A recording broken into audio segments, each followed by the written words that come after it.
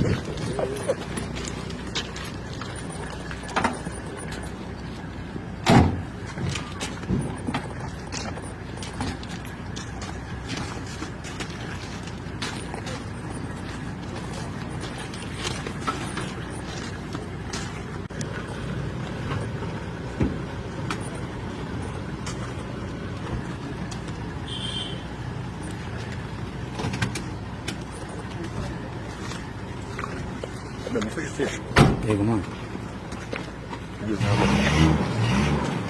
ifatiriana naho uri hari ifatirisoka hari isoka hari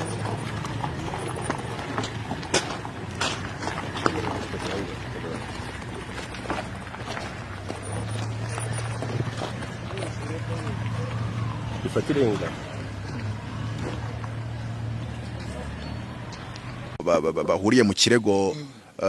abarwanashyaka be bari bari mu rukiko ari benshi badarufa nkuko babasabiye burundu nawe ntekereza kandi mpamya ko bazamusabira nawe burundu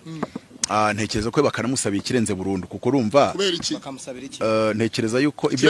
wanditse inyandiko zigeze kuri nyinshi hari inyandiko wandikiye President wa Republika wandikiye inteko y'amategeko usaba ko yaba baba taifa ibyo rwose abantu babyemera ukuri cyane kuko n'umundi n'umubyeyi w'igihugu ariko tugere kuri Ingabire Victoire inyandiko ya miliyoni 300 watanze ikirego mu bugenzacyaha RIB Rwanda Investigation Bureau usaba miliyoni 300 kuri Ingabire ari inyandiko simbutse nandikiye inteko nyisaba yuko basubizaho icyaha cy'urupfu ariko exclusive ku bantu nka Ingabire cyo wagisimbutse ku bantu nka exclusive cyangwa se by'umwihariko ku bantu nka Ingabire kubera iki Ingabire umusabira igihano cy'urupfu kandi umucamanza turabitegeka nasabye ko inteko kandi icyaha cy'urupfu inteko niyo yandika amategeko nasabye inteko ko yagarura iryo tegeko special ku bantu nka ejo uramutse ukoze icyaha kikujyana mu kwicwa urumva utaba warisa wararwishigishiye